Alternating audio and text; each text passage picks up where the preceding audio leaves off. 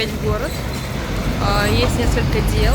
Нужно купить бабушке ботинки, купить дяде и моим двоюродным братьям подарочки. Еще подруге маминой в Ницце тоже нужно купить подарок. Я нашла офигенную куртку в магазине Сандра. Обожаю французский бренд. 1000 лет его знаю.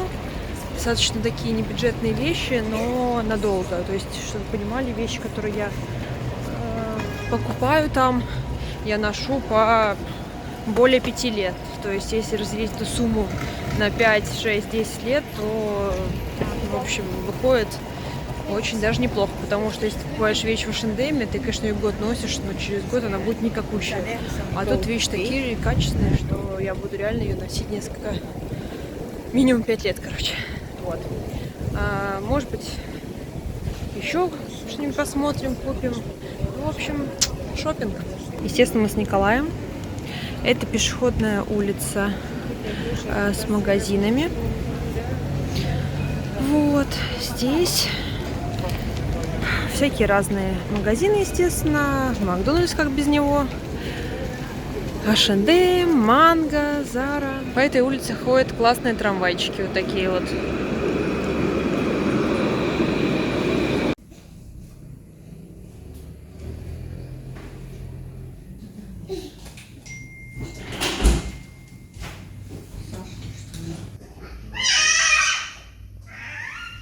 Аскетичный завтрак. Что у нас? Мистер Багет. Яйца в смятку. Вкусный мусс. И, естественно, та-та-та-та-та. Та-да.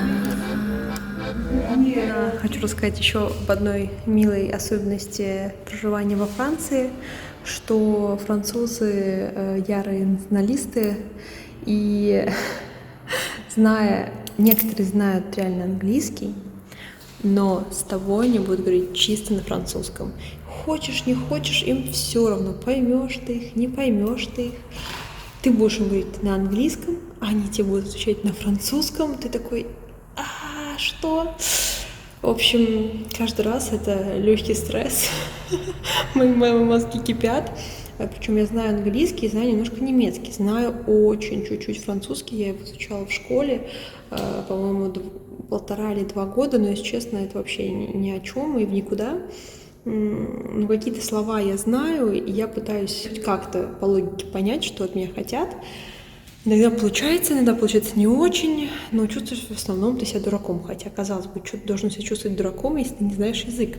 И ты не должен его знать, это не твой родной язык.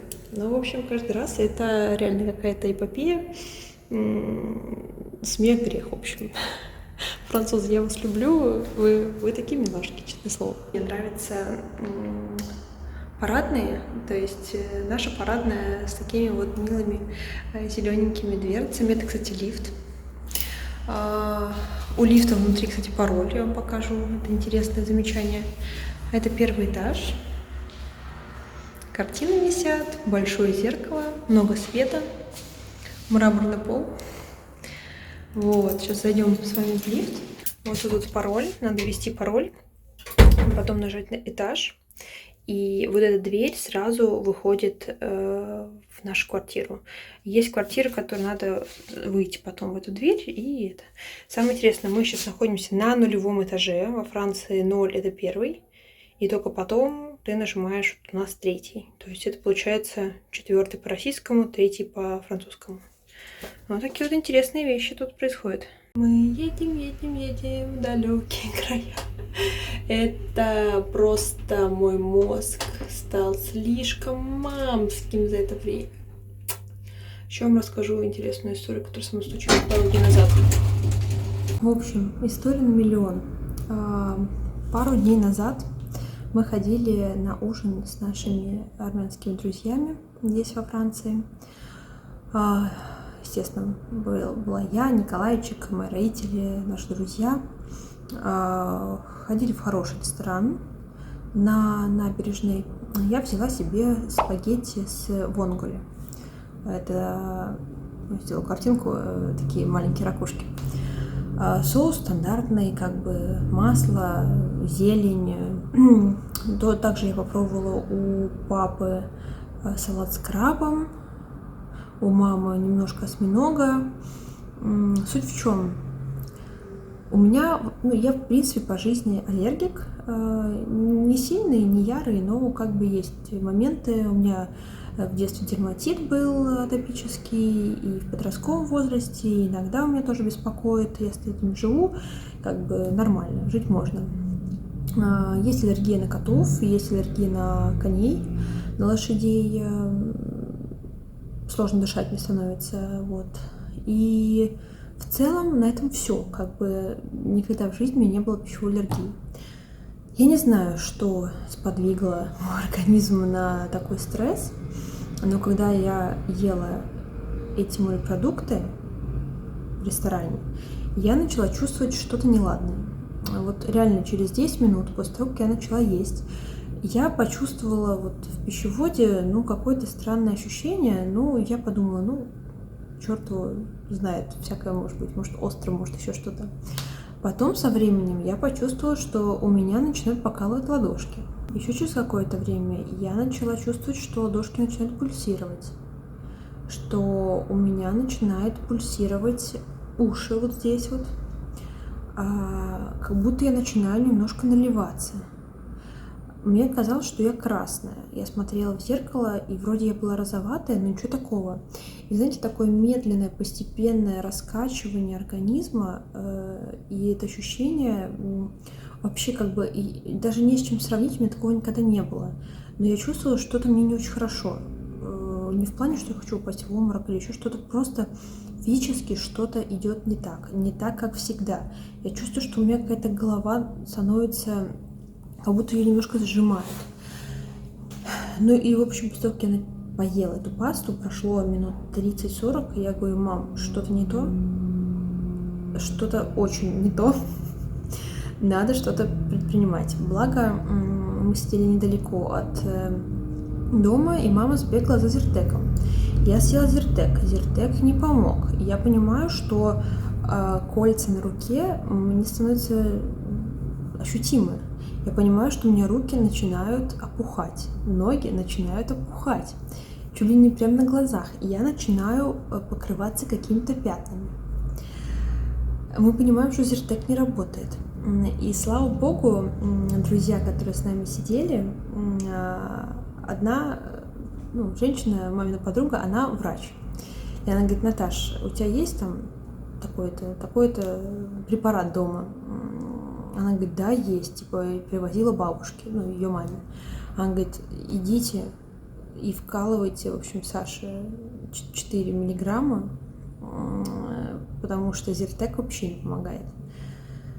Она почитала, залезла, что это совместимо с КВ, один раз, как бы ничего не будет, ничего плохого, просто я могу опухнуть, это может быть отек квинки, это может быть остановка сердца и всякое такое.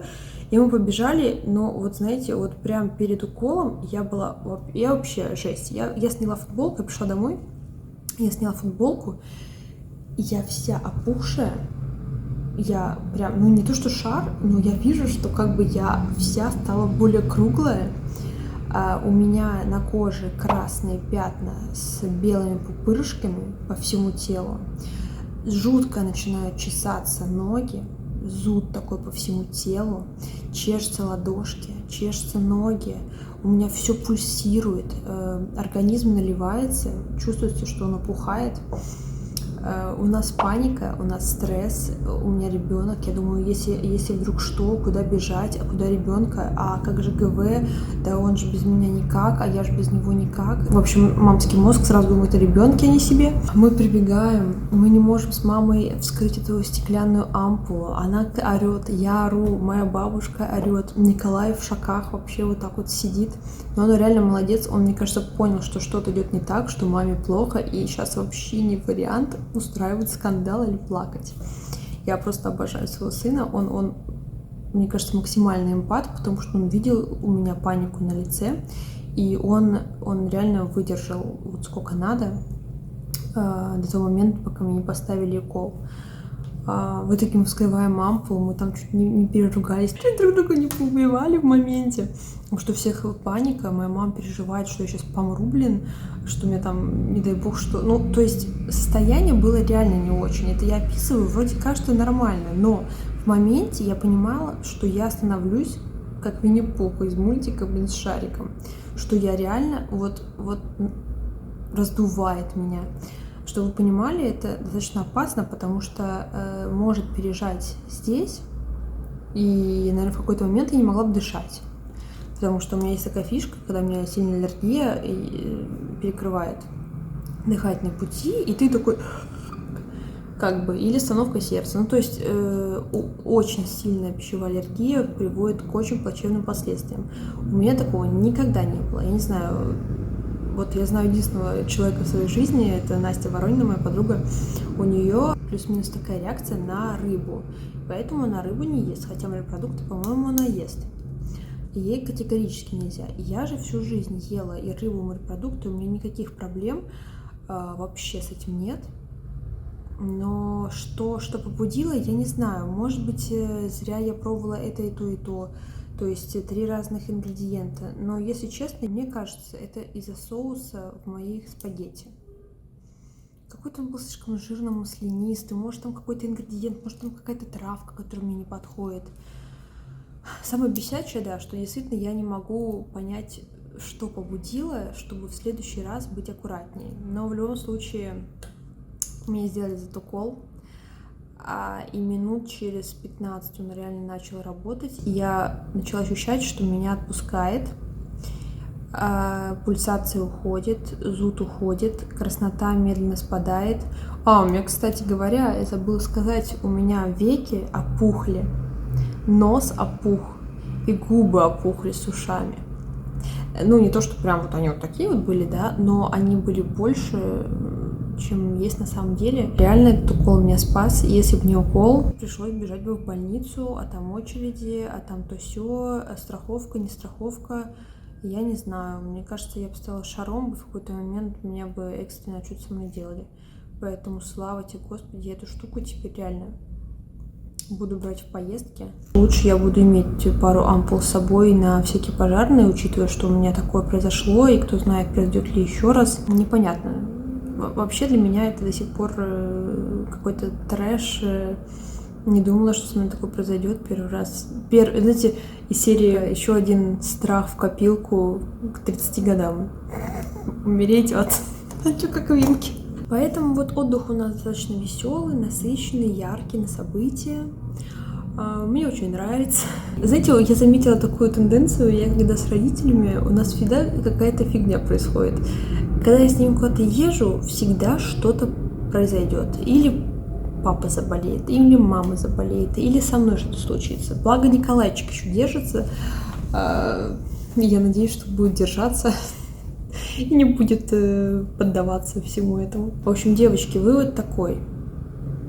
Отдых есть отдых, но на отдыхе надо быть все-таки как-то поаккуратней, не мешать 10 тысяч видов продуктов за один раз, особенно если у тебя ребенок, думать как бы о себе, обезопасить себя максимально и не поддаваться панике. Еще прислушиваться к себе. Вот я, наверное, зря продолжила есть эти спагетти, хотя достаточно сразу я почувствовала что-то неладное, и я начала замедляться в поедании этих макарон. Но надо было реально остановиться, потому что чем больше я съела аллергена, тем больше он попадает в организм, тем больше он всасывается, и еще более яркая реакция у организма на все это дело. Поэтому в следующий раз я буду умнее, я буду больше прислушиваться к себе. Если я почувствую хоть немного какие-то подозрительные ощущения внутри себя, я лучше остановлюсь, пережду. Черт с ними, с этими макаронами, черт с этими деньгами. Главное все-таки здоровье. Пока сын спит, я сижу в прохладном помещении и наблюдаю за этим прекрасным Средиземным морем. Он так красиво проливается. Вместе с вами хочу раскрыть этот прекрасный подарок, который нам подарили наши друзья. Я не знаю этот бренд, но что-то очень красивым. Давайте посмотрим, что подарили мне с Николаюшкой. Так, это это мы убираем. Вау, смотрите, какая красота. Это детский, получается, наборчик. Серебряный, наверное. Так, это как тут?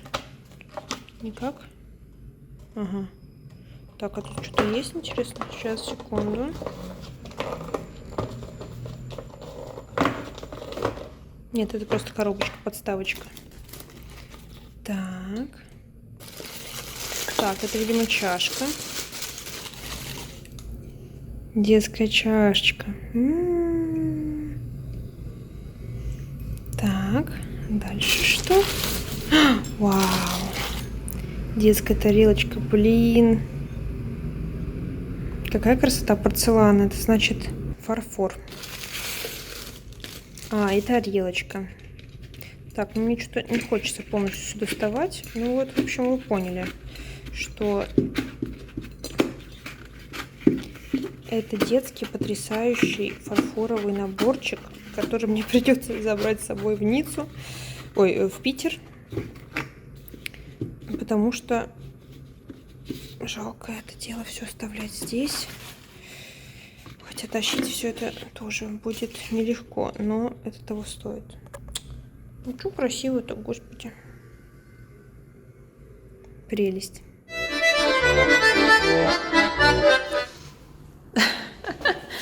Пошли гулять. Та-та-та-та-та-та-та.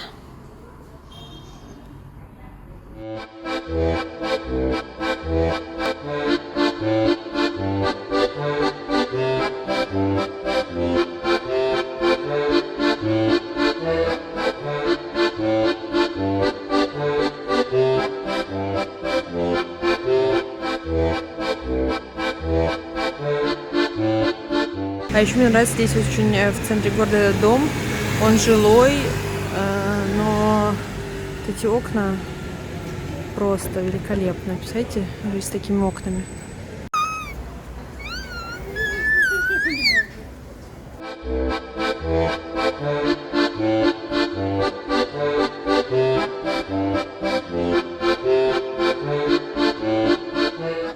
Настоящий француз. Полюбил хлебушек. Как тут не любить хлебушек во Франции, да, Николай? Николя! And petit baguette.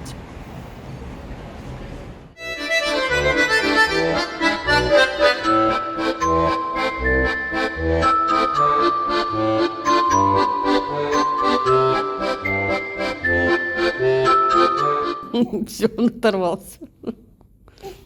Ну.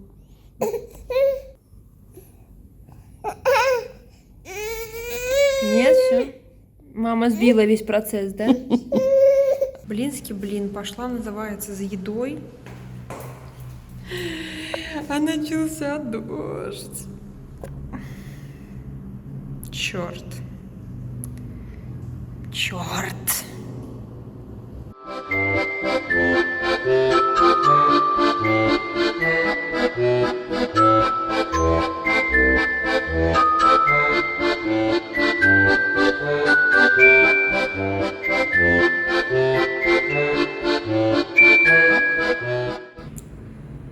Ку-ку.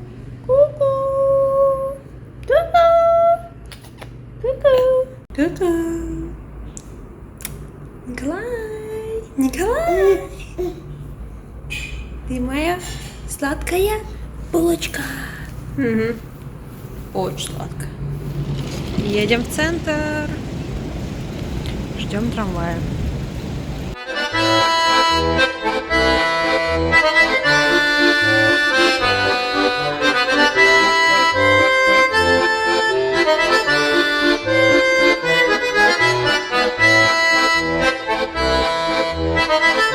Облака, белокрылые лошадки, облака, что птицы без оглядки.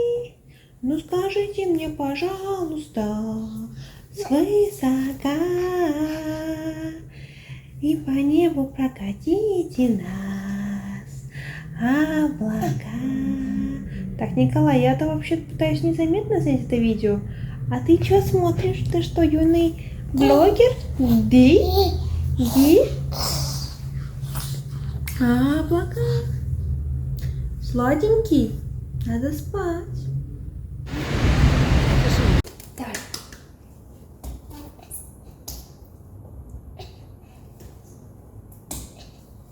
Молодец. Видишь? И ручка, и коленки, все уже. Это мы специально ползаем.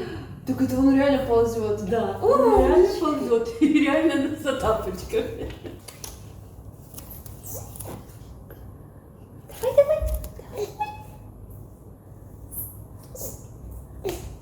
Вот.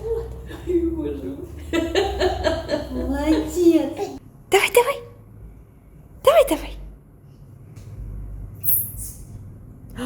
Молодец. Видишь? Все, он начал ползать. Все, теперь он будет ползать. Теперь только его оставишь. И не успеешь оглянуться, он будет в другом конце.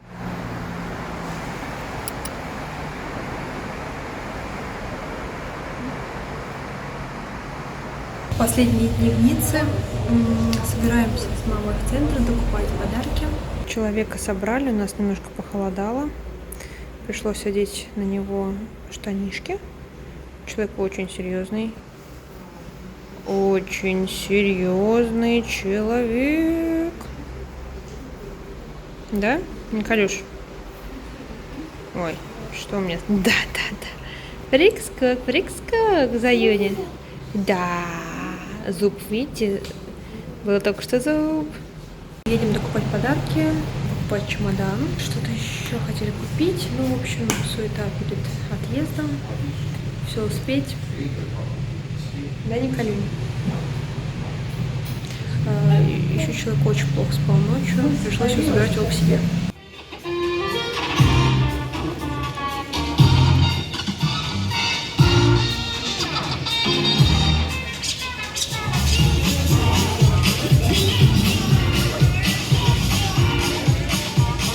Allez, maintenant on laisse la scène à les chanter.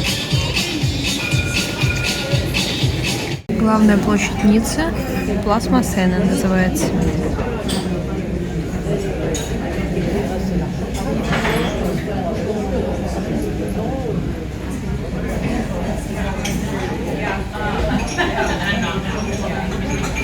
Тартар с мясом ем только за границей. У мамы с лососем. Также очень люблю отделы для дома. В галерее Лафайет на последнем этаже как раз таки такой прекрасный отдел с очень красивой посудой. Давайте посмотрим. Вот это вот, ну, смотрите, что это такое. А вот это вот. Ну, что-то красиво. Сколько стоит? Ой, дофига. Вот такие чашечки.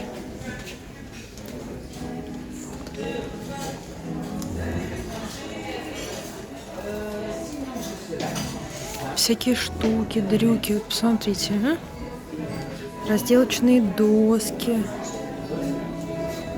Для полотенец. Все такое универсальное.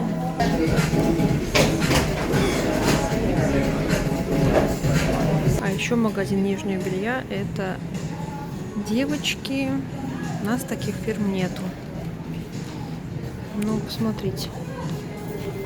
А вот какие. Сейчас. Вау. Не для мужчин контент. Совершенно. Хотя, вообще для мужчин.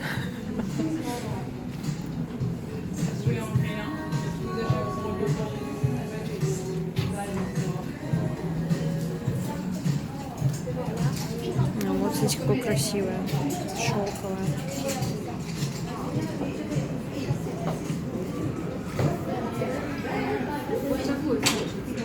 Смотрите, какая красивая кафешка.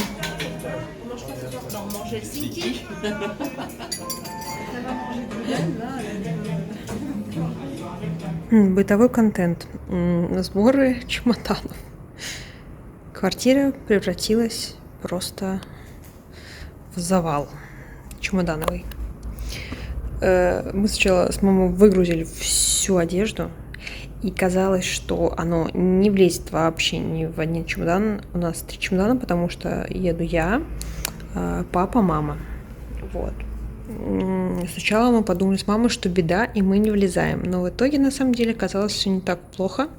Мы хоть и пошопились, немножко вещей новых, но в целом мы помещаемся. Мы вообще, кстати, заранее даже докупили по 30 килограмм, ну, чтобы в итоге было у каждого 30, потому что мы обычно много привозим подарков, себе какую-то одежду, еще появился Николай, ему нужна одежда и подарки, еще косметичка, ой, тут птичка николаевская, как, естественно, занимает полчемодана и весит там 5 килограмм. Соответственно, у меня на 5 килограмм меньше моей одежды, мне приходится брать теперь из-за этого маленького чубзика. Вот. Но ничего, вроде подсложились. Завтра утром еще догрузим еду, сыры, колбасы мы обычно привозим с Ниццы. Вкусняшки всякие тоже раздаем всем по мере возможности. Ну, в общем, вчера мы с мамой реально час потратили, чтобы засунуть основную часть в эти чемоданчики. Такие вот дела. Пока человек спит, пойду посижу на прекрасном балконе и погрущу, что мы уезжаем. Сегодня, кстати, тепло, вчера был ливень, полдня. Ницца, я буду скучать. Все гуляют, на велосипедах катаются. Тут такие вот прикольные снизу соседи с их маленькими двориками. Видите, такие зелененькие. Каждый имеет свой дворик. В той части аэропорт, кстати говоря. Вот это вот уже аэропорт. А до горы вот центр. В общем, мы прям посередине живем, что очень удобно. Привет, Тесла. Рядом с нашим домом вот такие вот станции для зарядки электроавтомобилей. Что-то Тесла стоит заряжается. Нормально. А вот так вот люди ходят в Ницце, когда температура меньше 25 градусов. Как бы сейчас, по-моему, на улице 23, а она идет в куртке. Прикольно. А мой сын вот голый сидит. А она идет в куртке. Как так, Николай, как так?